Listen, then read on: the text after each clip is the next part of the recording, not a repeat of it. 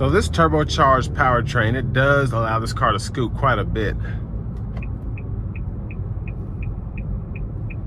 I want to try these paddle shifters out. So I can do that in drive. I don't necessarily have to shift it into low mode.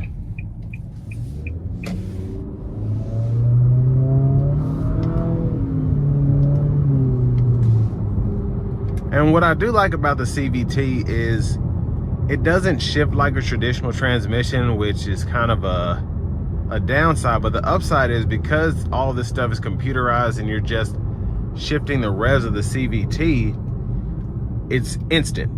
You hit the button and it's ready.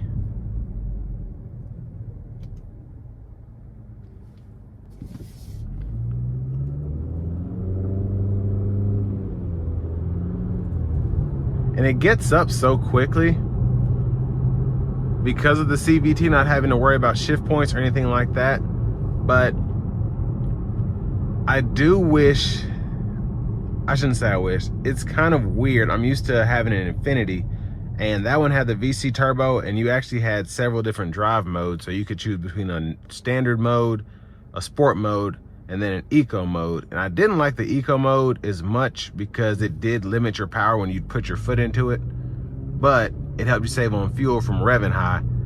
I like that this one just has the one mode, and when you need to give it throttle, it's ready to go, and you're still able to get 34 miles per gallon on the highway without having to worry about putting it in an eco mode.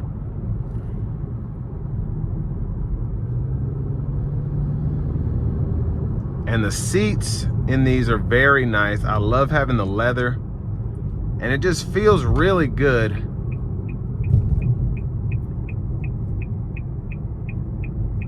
Very comfortable, but I'm in the seat, if that makes sense. I don't feel like I'm going all over the place, but I also don't feel like I'm in a racing seat either. It's kind of the best of both worlds. Now I have a little space here, so I'm gonna give it a little bit of throttle. And this is without paddle shifters. I'm just gonna see how it shifts. Here we go.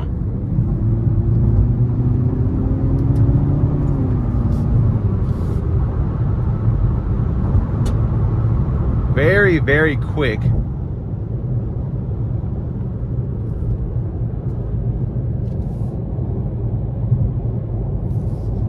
I'm about to do it again. We'll see if I'm gonna put my foot in it this time.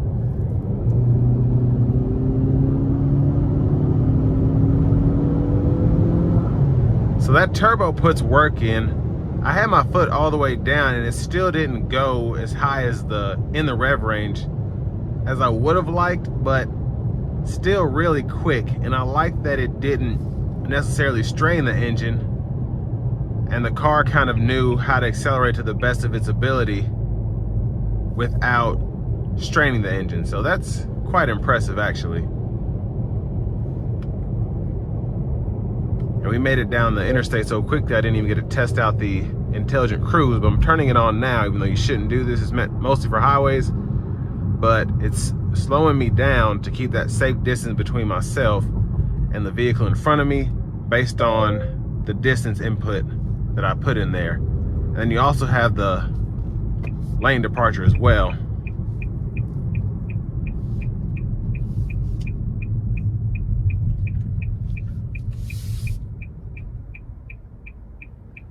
But like most Altimas, if you're someone who just wants some transportation and doesn't necessarily care about having a traditional transmission, these are very easy to get used to driving, and that's why they sell so well. They're just really, really easy to drive.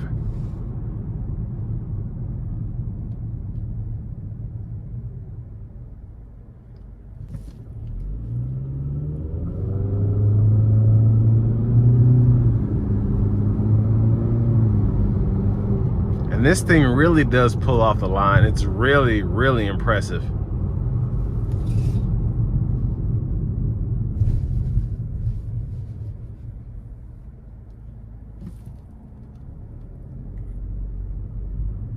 And what's great about it is it does, like under slight acceleration, light throttle.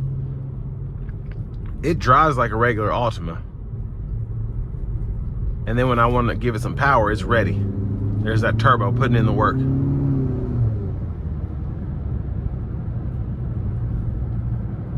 And I love the sound from the blow-off valve. Really, really sporty.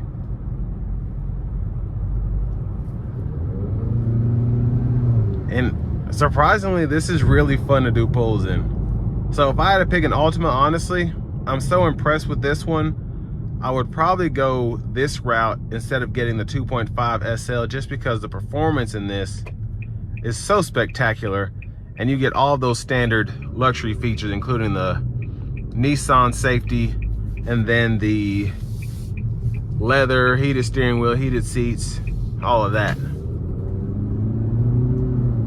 And like I said, for that price point, you can't beat it.